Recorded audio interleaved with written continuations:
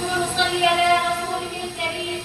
أما بعد، قال النبي صلى الله عليه وسلم: لولاك لما خلقت الأخلاق.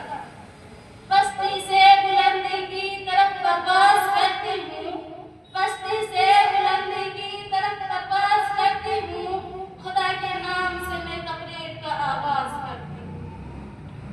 جناب صدر عالی وقار، ابھی میں نے آپ سبھی کے سامنے ایک حدیث قدسی پیش کی ہے جو اپنی وسعت کے لحاظ سے میری تقریر کے عنوان میں صرف ہم آہنگ ہی نہیں بلکہ انتہائی فصیح و بلیغ انداز میں اپنے مضمون کی گہرائیوں کے دامن میں سمیٹی ہوئی ہے۔ رسول اکرم صلی اللہ علیہ وسلم نے ارشاد فرمایا کہ اے نبی، اگر آپ کو اس کائنات میں جلوہ گر کرنا مقصود و مطلوب نہ ہوتا تو میں قطعی طور سے زمین و آسمان کو پیدا نہ کرتا۔ یہ ایک ایسی زندہ جاوید حقیقت ہے جس کا اظہار اس حدیث قدسی میں موجود ہے کہ سچ ہے محمد نہ ہوتے تو کچھ بھی نہ ہوتا۔ جناب والا، زمین و آسمان کی پیدائش، دیوار کی تبدیلی، کشتیوں کا سفر میں چلنا، آسمانوں سے بارش کا برسنا اور اس کے ذریعے سے زمین کا سرسبز و شاداب ہونا، یہ رسول اکرم صلی اللہ علیہ وسلم کی ذات گرامی پر موقوف ہے۔ اگر آپ ہی نہ ہوتے تو یقیناً کچھ بھی نہ ہوتا، سچ ہے محمد نہ ہوتے تو کچھ بھی نہ ہوتا۔ سامعین، اگر آپ صلی اللہ علیہ وسلم کو اس کائنات میں جلوہ گر کرنا مقصود نہ ہوتا تو کائنات کی تخلیق ہی نہ ہوتی۔ زمین و آسمان، جنگل بیابان، سردی گرمی، تاریکی روشنی، سورج چاند، حسن و جمال، عشق و محبت، فکر و نظم، علم و ہنر، یہ تمام چیز اپنی حضور سے محروم ہو جاتی ہیں اور اسے کوئی جانتا بھی نہیں بلکہ حضرت خود انسان ہی ہوتے۔ سچ ہے محمد نہ ہوتے تو کچھ بھی نہ ہوتا۔ اللہ رب العزت کا احسان و کرم ہے کہ اس نے آپ صلی اللہ علیہ وسلم کو ذات عالی کو حضور بخشا اور اس کے ذریعے سے اس کائنات میں پائی جانے والی تمام چیزوں کو اس نظام سے جوڑ دیا اور اپنے نبی کریم صلی اللہ علیہ وسلم کے زبان مبارک سے اپنی تاثرات کا اظہار بھی کرا دیا اور یہی حقیقت ہے کہ محمد نہ ہوتے تو کچھ بھی نہ ہوتا۔ سامعین، یہ بھی سنیے کہ اگر آپ صلی اللہ علیہ وسلم نہ ہوتے تو نہ مکہ ہوتا، نہ مینا، نہ مدینہ ہوتا، نہ مزدلفہ، نہ طائف ہوتا، نہ بدر، نہ ابو بکر ہوتے، نہ عمر، نہ عثمان ہوتے، نہ علی، نہ عائشہ ہوتی، نہ فاطمہ، نہ رقیہ ہوتی، نہ زینب۔ سچ ہے محمد نہ ہوتے تو کچھ بھی نہ ہوتا۔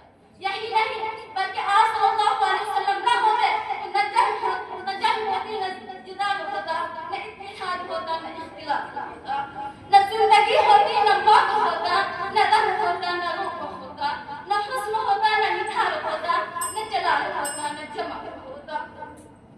یہی نہیں بلکہ آپ صلی اللہ علیہ وسلم نہ ہوتے تو نہ قرآن ہوتا، نہ توریت، نہ زبور ہوتا، نہ انجیل، نہ روزہ ہوتا، نہ حج، نہ عید ہوتا، نہ عید الاضحیٰ، نہ حشر ہوتا، نہ نشر، نہ سوال ہوتا، نہ جواب ہوتا، نہ جنت ہوتی، نہ دوزخ، بلکہ محمد نہ ہوتے تو کچھ بھی نہ ہوتا۔ سامعین، اگر ہمارے آقا علی محمد صلی اللہ علیہ وسلم نہ ہوتے تو نہ امیر ہوتے، نہ فقیر، نہ غریب ہوتے، نہ معمول، نہ جاہل ہوتے، نہ ڈاکٹر، نہ انجینئر ہوتے، نہ پروفیسر۔ اگر آپ صلی اللہ علیہ وسلم نہ ہوتے تو کچھ بھی نہ ہوتا۔ میں اس محدود وقت میں آپ کے سامنے کیا کیا گنواؤں اور کیا کیا نہ گنواؤں، خلاصہ تو یہی ہے کہ آپ صلی اللہ علیہ وسلم نہ ہوتے تو کچھ بھی نہ ہوتا۔ اب میں آخر میں اپنی تقریر کو ختم کرتی ہوں اس شاعر کے ساتھ: اسیر زلف ہوں میں میری توصیف تو دیکھو، اسیر زلف ہوں میں میری توصیف تو دیکھو، مقید ہوں کس جنزیر سے وہ جنزیر تو دیکھو۔ ارے رخ زلف نبی کی خود خدا توصیف کرتا ہے، ارے رخ زلف نبی کی خود خدا توصیف کرتا ہے، اٹھا کر وضلها واللیل کی تخفیف تو دیکھو۔ وما علینا الا البلاغ۔ السلام علیکم ورحمۃ اللہ وبرکاتہ۔ مصاحبہ نمبر 20، اس کا عنوان ہے پردے کی اہمیت۔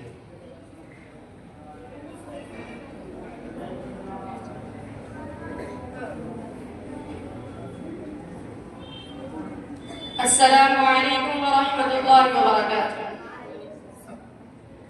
الحمد للہ وکفى وسلام على عباده الذين اصطفى، أما بعد، أعوذ بالله من الشيطان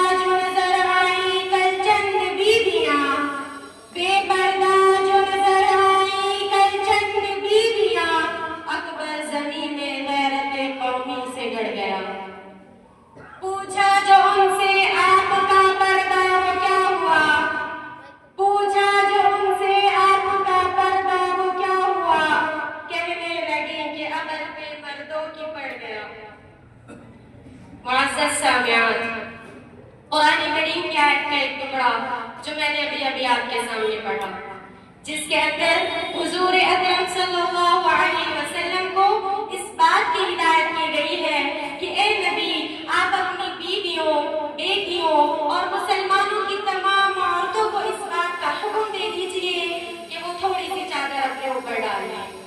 دوسری جگہ اللہ تعالیٰ ارشاد فرماتا ہے وَلْيَضْرِبْنَ بِخُمُرِهِنَّ عَلَىٰ جُيُوبِهِنَّ، کہ عورتیں اپنی اوڑھنیوں کو اپنے سینوں پر ڈال لیں۔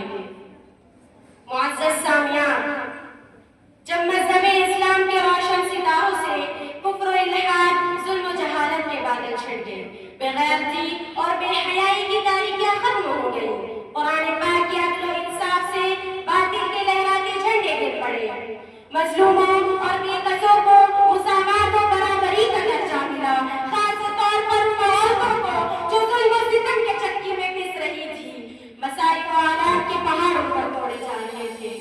اسلام نے ان کو ذلت و پستی سے نکال کر بلندی تک پہنچایا، پھر ظہور اسلام سے لے کر صدیوں تک مسلمان عورتوں کی بڑائی کے گیت گائے جاتے رہے۔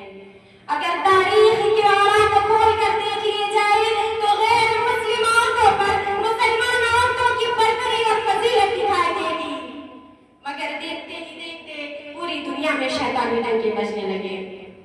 مسلم عورت کو مکاری و عیاری کے پھندے میں پھنسانے کے ارادے ہونے لگے، مسلم عورت کو اس کی گھر کی چہار دیواری سے نکال کر شارع عام پر بدنام و رسوا کرنے کی انتہا کوشش کی گئی، اسے شرم محفل بنا کر درندے صفات انسانوں کے حوالے کیا گیا، پردے کی مخالفت میں لاکھوں صفحات سیاہ کر دیے گئے، ان کی صرف ایک ہی صدا تھی کہ پردے کے گرے بال کو چاک اور ریزہ ریزہ کیا جائے۔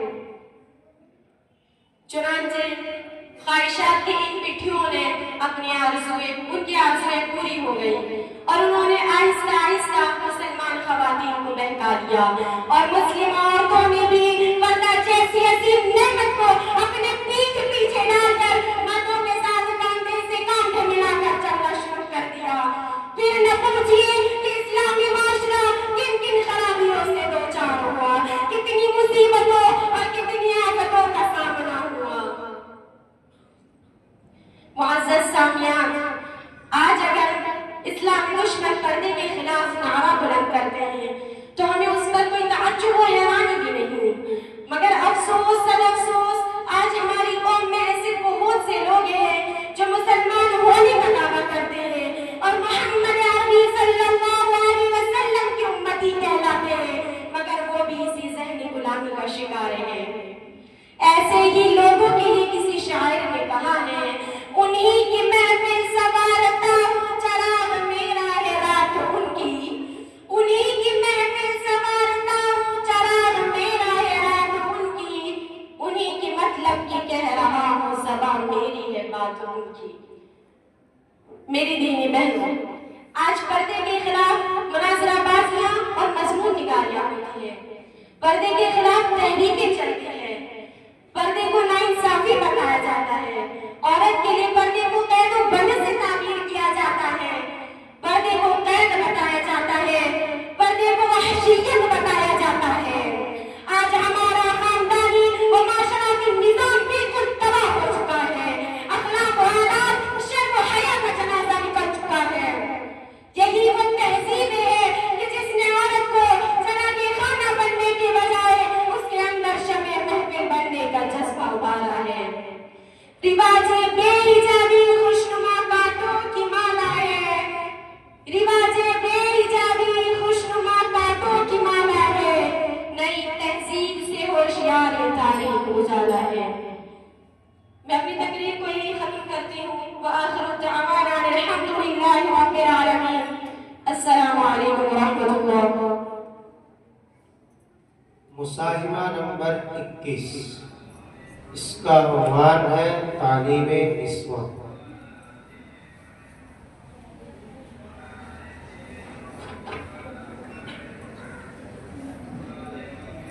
السلام علیکم ورحمۃ اللہ وبرکاتہ۔ الحمدللہ الحمدللہ الحمدللہ وکفی وسلام علی عبادہ الذین اصطفی عما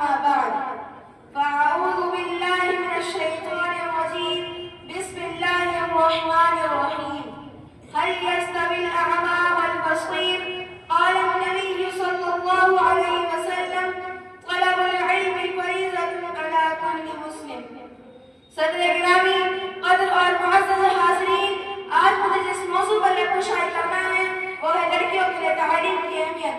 گلشن کلیہ کے نوشد گفتگو پھولو، تعلیم کی اہمیت ہر دور اور ہر معاشرے میں مسلم رہی ہے۔ تعلیم کا نور راستوں کو منور کرتا ہے اور دلوں کو جگمگاتا ہے۔ فرد ہو یا معاشرہ، قوم ہو یا ملک، تعلیم کی بالادستی نے ہمیشہ اپنا وجود منوایا ہے۔ تعلیم خضرائے راہ ہے، شمع منزل ہے، قرار دل و جان ہے۔ تعلیم بندوں کو عرفان ذات بخشتی اور گمراہ و صراط مستقیم پر شعور عطا کرتی ہے۔ کسی نے کیا خوب کہا ہے، نہ ہو تعلیم تو یہ زندگی اچھی نہیں لگتی، نہ ہو تعلیم تو یہ زندگی اچھی نہیں لگتی، ہمارے ملک میں نوخواندگی اچھی نہیں لگتی۔ تعلق علم سے رکھنا جو بلندی کی علامت ہے، جہالت سے تمہاری دوستی اچھی نہیں لگتی۔ معزز سامعین، جس طرح تعلیم کسی بھی معاشرے کے ماتھے کا جھومر ہے، اسی طرح یہ بھی حقیقت ہے کہ معاشرہ فقط مردوں سے ہی نہیں بلکہ خواتین کے وجود سے بھی عبارت ہے۔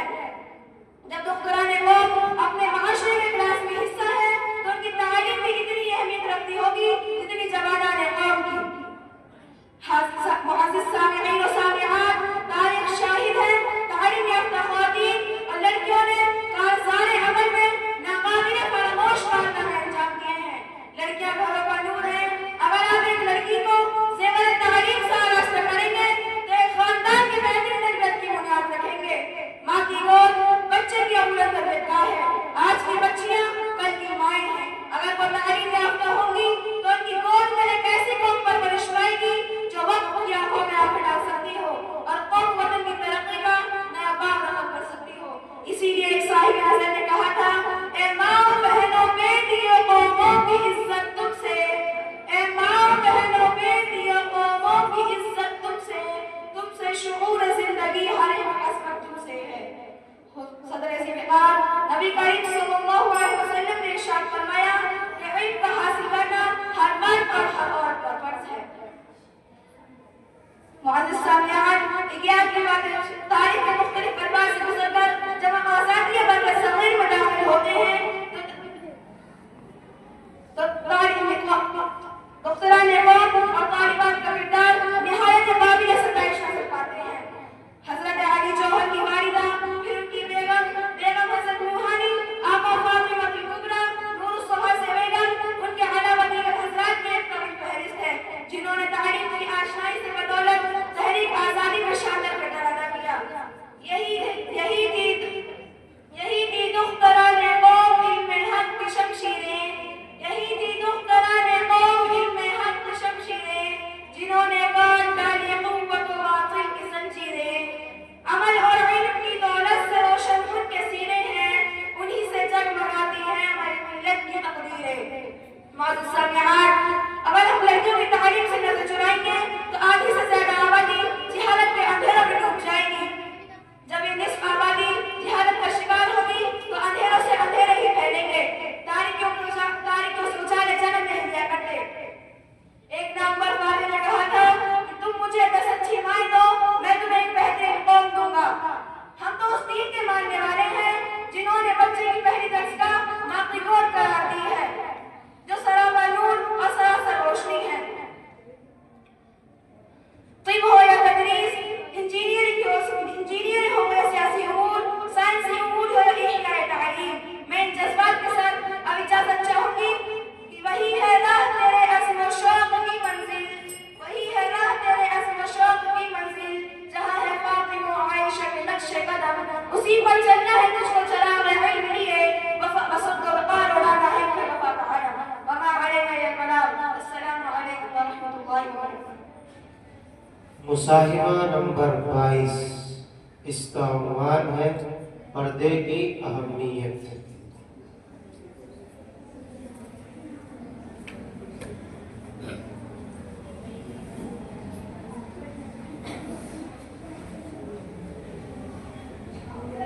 السلام علیکم ورحمۃ اللہ وبرکاتہ۔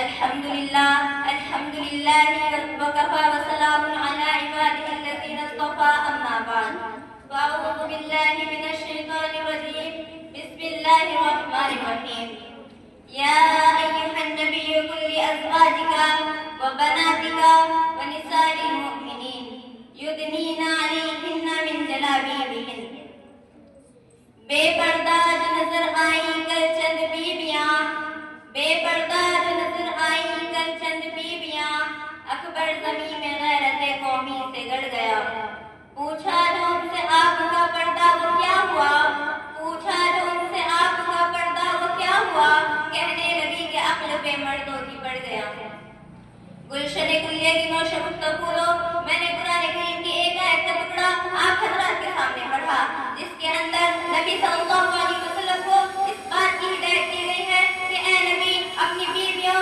اپنی بیٹیوں اور تمام مسلمان کی عورتوں کو اس بات کا حکم دے دیجیے کہ وہ اپنے اوپر تھوڑی سی چادر کو لٹکا لیں کلام اللہ شریف میں اللہ تبارک و تعالی نے دوسری جگہ ارشاد فرمایا ہے وَلْيَضْرِبْنَ بِخُمُورِهِنَّ عَلَى جُيُوبِهِنَّ کہ عورتیں اپنی عورتوں کو سینوں پر ڈال دیا کریں معزز سامعین جب مذہب اسلام کے روشن ستاروں سے کفر و الحاد ظلم و جہالت کے بعد چھٹے بے غیرتی اور بے حیائی کی تاریخیں ختم ہوئی قرآن پاک کے عدل و انصاف سے باطل کے لہراتے ہوئے جھنڈے گر پڑے مظلوموں اور بے قصوں کو مساوات اور برابری کا درجہ ملا خاص طور پر ان عورتوں کو جو ظلم و ستم کی چکی میں پس رہی تھیں مصائب و آلام کے پہاڑ ان پر توڑے جا رہے تھے اسلام نے ان کو ذلت و پستی کے گھاٹ نکال کر بلندی پر پہنچایا ظہور اسلام سے لے کر صدیوں تک مسلمان عورتوں کی بڑائی کے گیت گائے جاتے رہے اگر تاریخ کے اوراق کھولے جائیں تو غیر مسلم عورتوں پر مسلمان عورتوں کی برتری اور فضیلت دکھائی دے گی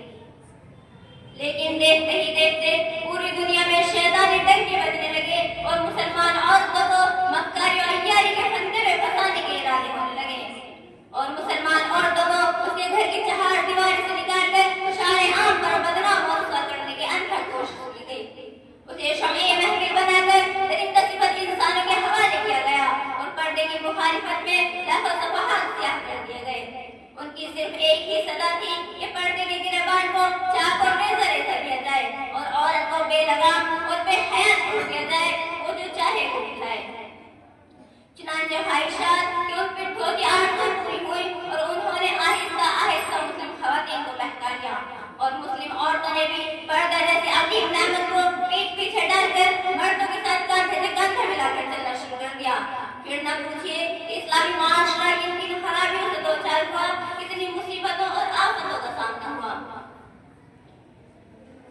معزز سامعین اگر اسلامی دشمن پردے کے خلاف نعرہ بلند کرے تو ہم اس پر کوئی تعجب و حیران نہیں مگر افسوس صد افسوس کہ آج ہماری قوم کے اکثر لوگ جو مسلمان ہونے کا دعویٰ کرتے ہیں اور محمد عربی صلی اللہ علیہ وسلم کے امتی کہلاتے ہیں وہ بھی اسی ذہنی غلامی کا شکار ہیں کسی شاعر نے ایسے ہی لوگوں کے بارے میں کہا ہے انہی کی محفل سوارتا ہوں چراغ میرا ہے رات ان کی انہی کی محفل سوارتا ہوں چراغ میرا ہے رات ان کی انہی کے مطلب کی کہہ رہا ہوں زبان میری ہے بات ان کی معزز سامعین حضرت اسماء رضی اللہ تعالیٰ عنہا حضرت عائشہ رضی اللہ تعالیٰ عنہا کی بہن ہیں اور نبی اکرم صلی اللہ علیہ وسلم کی سالی ہیں ایک بار باری کی بات پہن کر حضور اکرم صلی اللہ علیہ وسلم کے سامنے آ گئی تو سرور کائنات نے نظر پھیری اور ارشاد فرمایا اے اسماء جب عورت بالغ ہونے کی عمر کو پہنچ جائے تو اس کے جسم سے کچھ بھی دیکھنا جائز نہیں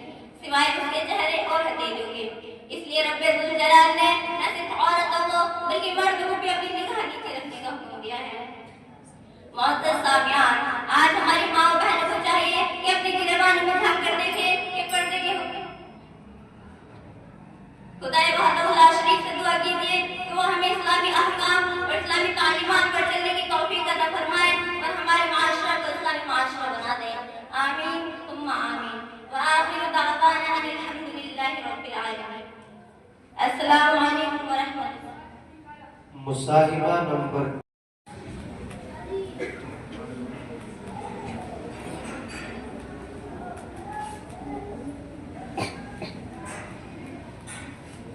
السلام علیکم ورحمۃ اللہ وبرکاتہ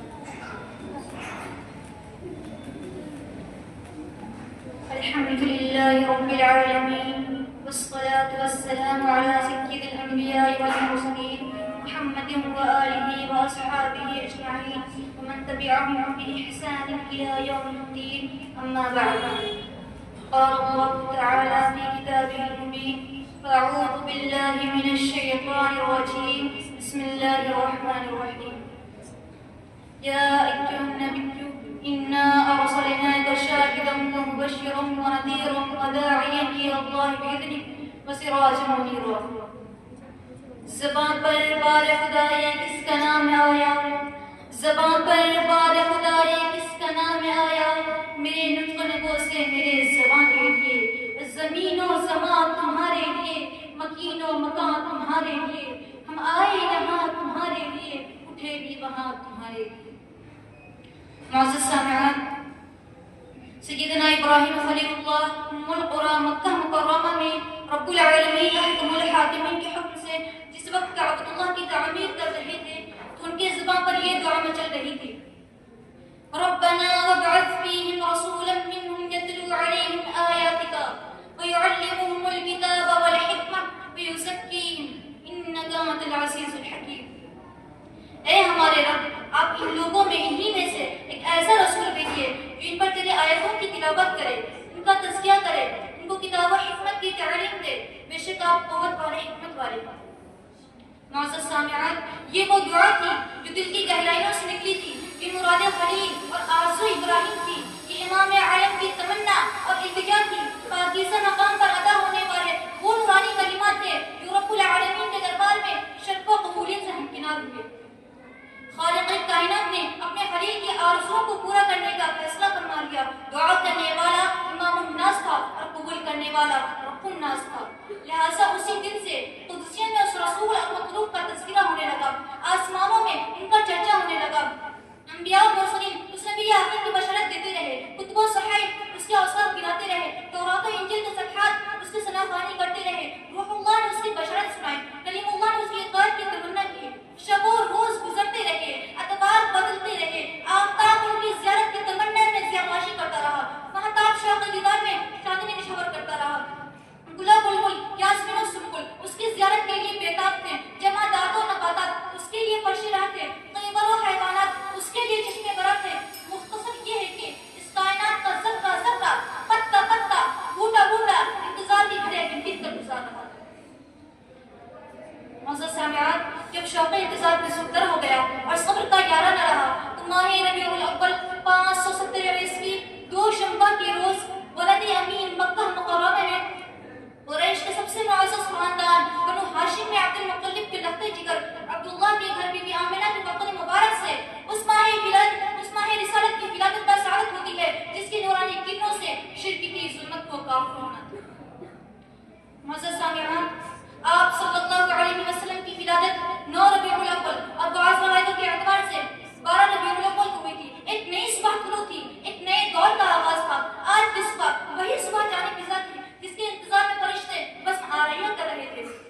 انسان سعادت پر بہار آ گئی تھی، گلشن ہدایت پر نکھار آ گئی تھی. سلامت سلامت مبارک مبارک فضائی کائنات گونج رہی تھی. شاہی حرم، حکمرانی عرب، شہنشاہی کونین، رسول الثقلین کی ولادت با سعادت پر چمن اتری ریزی کر رہے تھے، گلستہ گلپاشی کر رہے تھے، ہوائیں سر مست ہو رہی تھی، کلیاں تبسم ریز تھی. معزز سامعین، آفتاب و مہتاب کہہ رہے تھے مبارک ہو، سراج منیر آیا ہے. ماہو انجم کہہ رہے تھے بشارت ہو کہ رحمت للعالمین آئے ہیں. فضائی بسیط کہہ رہی تھی مرحبا مرحبا شفیع المذنبین آئے ہیں. فرشتے نے گل پوشی کی کہ محبوب کبریا کی ولادت تھی. چاند نے نور افشانی کی کہ سید الانبیاء کی ولادت تھی. الغرض اس کائنات کا ذرہ ذرہ محور قصہ ہر شے پر وجد لائے تھے. وجد میں کعبہ ہے، رقص میں ہے حرم، وجد میں کعبہ ہے، رقص میں ہے حرم، ارض طیبہ میں آئے ہیں کس کے قدم.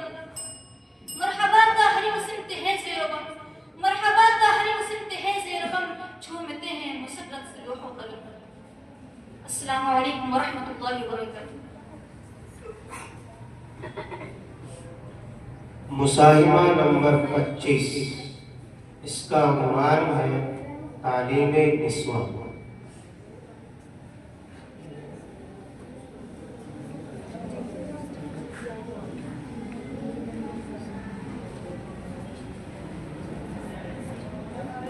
السلام علیکم ورحمۃ اللہ وبرکاتہ. الحمد لله وكفى وسلام على عباده الذين اصطفى. أما بعد، قال الله عز وجل: هل يستوي الأعمى والبصير؟ قال رسول الله صلى الله عليه وسلم: طلب العلم فريضة على كل مسلم. گلشن کلیہ کے نوش گفتگو تعلیم کی اہمیت ہر دور ہر معاشرے میں مسلم رہی ہے. تعلیم کا نور راستوں کو منور کرتا ہے، دل کو چمکاتا ہے. فرد ہو یا معاشرہ، قوم ہو یا ملک، تعلیم کے بالادستے نے ہمیشہ اپنا وجود خود منوایا ہے. تعلیم خضر راہ ہے، شمع منزل ہے، قرار دل و جان ہے. تعلیم بندوں کو عرفان ذات بخشتی اور گمراہوں کو صراط مستقیم کا شعور عطا کرتی ہے. کسی نے خوب کہا ہے: نہ ہو تعلیم تو یہ زندگی اچھی نہیں لگتی، نہ ہو تعلیم تو یہ زندگی اچھی نہیں لگتی، ہمارے ملک میں ناخوانگی اچھی نہیں لگتی. تعلق علم سے رکھنا بلندی کی علامت ہے، تعلق علم سے رکھنا بلندی کی علامت ہے، جہالت سے ہماری دوستی اچھی نہیں لگتی. معزز سامعین، جس طرح تعلیم کسی بھی معاشرے کے ماتھے کا جھومر ہے، اسی طرح حقیقت یہ بھی ہے کہ معاشرہ فقط مردوں ہی سے نہیں بلکہ خواتین کے وجود سے بھی عبارت ہے. اس طرح قوم کسی بھی سوسائٹی یا قوم و وطن کی شاہراہ ترقی کا وقار ہے. ان کے بغیر کوئی بھی معاشرہ اپنی پہچان سے محروم رہتا ہے. جب سلطان قوم معاشرے کا اتنا لازمی حصہ ہے تو ان کی تعلیم بھی اتنی ہی اہمیت رکھتی ہے جتنی جوانانہ قوم کی. حاضرین اکرام، تاریخ شاہد ہے کہ تعلیم یافتہ خواتین اور لڑکیوں نے ہر جگہ ہر موقع پر مؤثر کردار ادا کیے ہیں. لڑکیاں گھروں کا نور ہے. اگر آپ ایک لڑکی کو زیور تعلیم سے آراستہ کریں گے تو ایک خاندان کی بہترین تربیت کی بنیاد رکھے گی. ماں کی گود بچے کی اولین تربیت گاہ ہے. آج کی بچیاں کل کی مائیں ہیں. اگر یہ تعلیم یافتہ ہوں گی تو ان کی گود میں ایک ایسی قوم پرورش پائے گی جو وقت کی آنکھوں میں آنکھیں ڈال سکتی ہے اور قوم و وطن کی ترقی کا نیا باب رقم کر سکتی ہے. اسی پر کسی صاحب نظم نے کہا تھا: اے ماں بہنوں بیٹیوں قوموں کی عزت تم سے، اے ماں بہنوں بیٹیوں قوموں کی عزت تم سے شعور زندگی ہر ایک عظمت تم سے. معزز سامعین، حضور صلی اللہ علیہ وسلم نے فرمایا کہ علم کا حاصل کرنا ہر مسلمان مرد اور عورت پر فرض ہے. حضور صلی اللہ علیہ وسلم کے اس ارشاد گرامی کی روشنی میں خاتون اسلام کے لیے علم کا حاصل کرنا اشد ضروری ہے. وہ خاتون جنہوں نے گھر کی ذمہ داریاں سنبھالی ہیں، کبھی اپنے باپ و بھائی کے ساتھ تو کبھی اپنے خاوند کی شانہ بچانے آنے والی نسلوں کی تربیت کرنی ہے. اگر یہ جاہل اور تعلیم سے نہ آشنا ہوں گی تو عصر حاضر کا معاشرہ جہالت کے اندھیروں میں ڈوب جائے گا. اور اگر یہی خاتون تعلیم یافتہ ہوں گی تو تعلیم کا سورج پہلے سے کئی زیادہ تابناکی کے ساتھ چمکے گا. معزز سامعین، اگیار کی باتوں کو چھوڑیے، تاریخ میں ایسی مسلم خاتون کا نام بھی ملتا ہے جنہوں نے فروغ دین اور اسلامی فقہی علوم کے فروغ میں پکڑدار رہتے ہوئے بھی اہم کردار ادا کیا ہے. ام المومنین سیدہ عائشہ صدیقہ رضی اللہ تعالی عنہا ایک حجرے میں مقیم رہ کر اسلامی تعلیمات کی دولت تقسیم کیا کرتی تھی. اگر آپ کی فیوز کا چشمہ جاری نہ ہوتا تو اسلامی تعلیمات اور محمد صلی اللہ علیہ وسلم کا ایک بڑا حصہ ہماری نظروں سے پوشیدہ رہتا. معزز سامعین، تاریخ کے مختلف ادوار سے گزر کر جب ہم آزادی برِ صغیر میں داخل ہوتے ہیں تو طالبان اور دختران قوم کا کردار نہایت قابل ستائش نظر آتا ہے. مولانا محمد علی جوہر کی والدہ اور ان کی بیگم حضرت موہانی آقا فاطمہ الکبریٰ نور الصباحی بیگم اور ان کے علاوہ دیگر حضرات کی طویل فہرست ہے جنہوں نے تعلیم سے آشنائی کی بدولت تحریک آزادی میں شاندار کردار ادا کیا ہے. یہی حقیقت ہے کہ وہی تھی دختران قوم علم حق کی شمشیریں، وہی تھی دختران قوم علم حق کی شمشیریں، انہوں نے کاٹ ڈالی قوت باطل کی زنجیریں.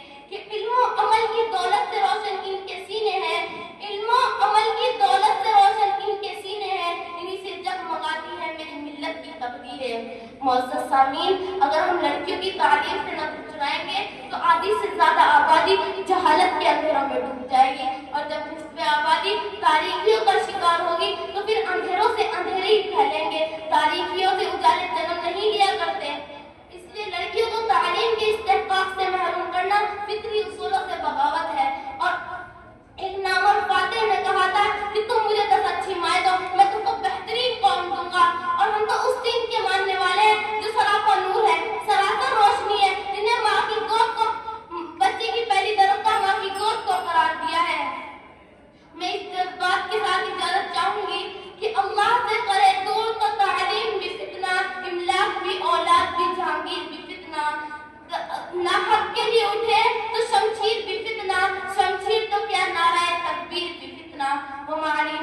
والصلاة. السلام عليكم ورحمة الله وبركاته.